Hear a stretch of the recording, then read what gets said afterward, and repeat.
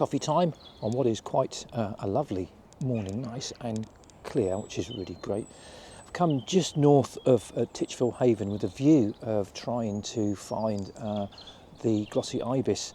There's been 3 reported here, and so far I've spotted 2. They're just on the edge of, in fact there's just one flying off to the other end of this flooded field. So they're right on the edge in amongst the reeds and just in sort of wading through the water. I've managed to get a little bit of film so far, so I'm fairly confident that we're going to get something today.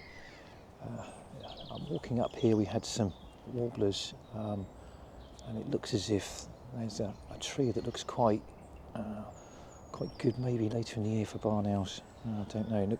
It looked. I thought I saw a glimpse of a barn owl in amongst the branches as I walked past. So that's something, a mental note there.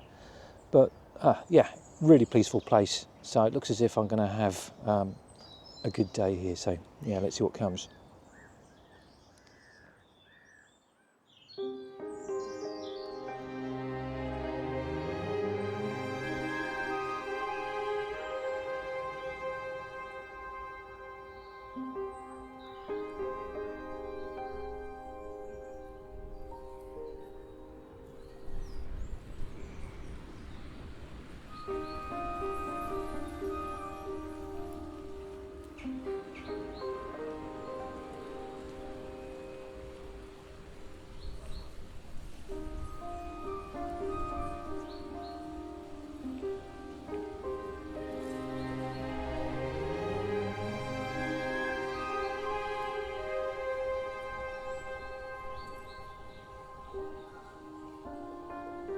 My first sight of this beautiful bird was in flight, and as it landed, it certainly gave the appearance of being quite similar to a curlew, that curved beak. Very heron-like in size. There was a little egret here, and they looked very comparable.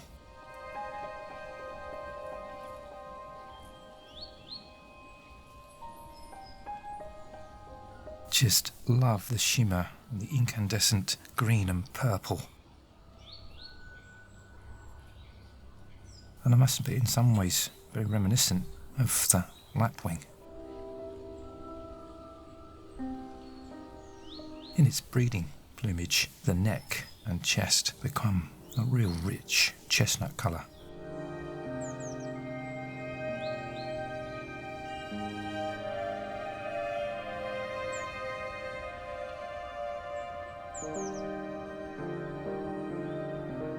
It appears with climate change that they're arriving in greater numbers. Sort of before 2000, they were quite rare. I guess the milder winters aid their survival here, enable individuals to attempt breeding. I mean, the first confirmed breeding pair was in 2022. And speaking to a couple of the locals, there were 4 here last year, and they thought that they may stay around for breeding. They certainly got into their breeding colours, but then they disappeared. Whether they moved back to southern or eastern Europe, the Glossy Ibis breed, who knows?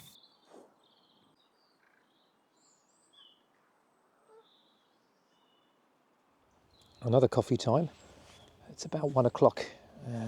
I've decided to walk the full sort of length. It's a long past, or you're running parallel to the canal here, so which gives a lovely sound of the running water, which is great. So I've almost got to Titchfield Haven. I'm going to then turn around and work my way back. I did manage to get a little bit more footage of the Glossy Ibis, but it came to a sort of bit of a sudden halt. The ranger and a few of his colleagues were doing a bit of a survey on the numbers of snipe here. So they were working their way through the flooded sort of fields and obviously flushing them out and counting them as they went, which was quite interesting. He was an interesting chap to speak to. What was really amazing was that I didn't really see too many. And then as they were going through past me, there were just literally 30 or 40. Speaking to him, he said they've counted up to sort of 200 to 400 here, so that was really interesting. But the downside of that was they flushed out the Glossy Ibis as well. So I managed to get a little bit of footage as it, or as there was a pair of them, took flight. Come to the end of the venue, hoping that it's taken me a couple of hours to walk up here and then work my way back. So fingers crossed they settle again, hopefully in the same field.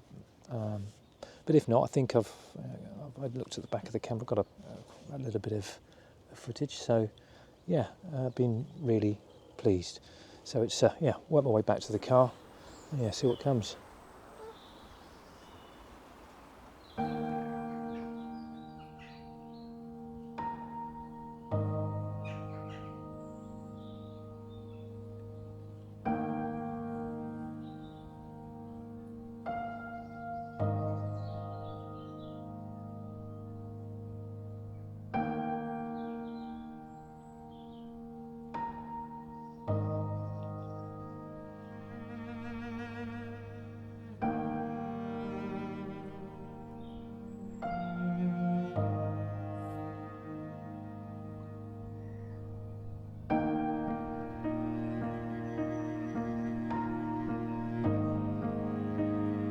When I finally got back to their original position, I was quite pleased to see that they'd returned and were continuing feeding.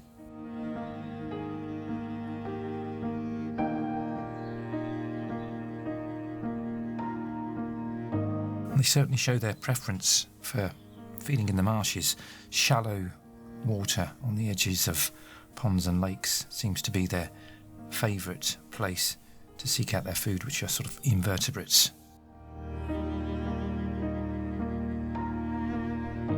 But as the afternoon drew on, getting closer to evening, they took flight and went across the road. There's a churchyard backs on to a couple of waterlogged fields where the river runs through, and it appears as if this is where they roost in the evenings. But it gave me a good chance to get just that little bit closer.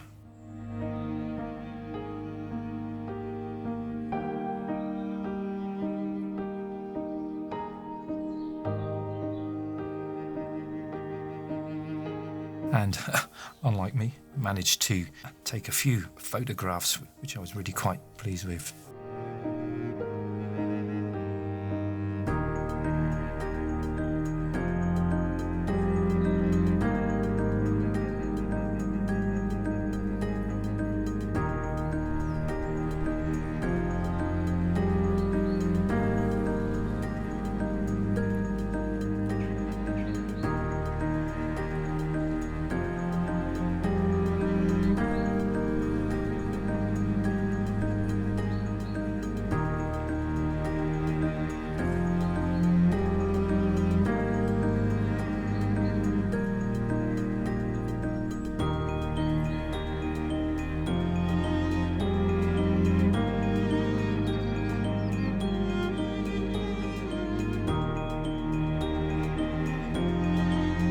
So I was really pleased on passing the tree on the way back to the car.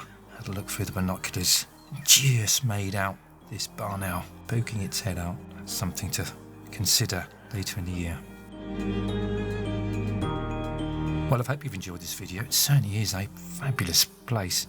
Certainly one I'm going to return to. Well, if you've enjoyed it, give it a big thumbs up, like and subscribe. And as always, it'd be great for you to join me in the next one.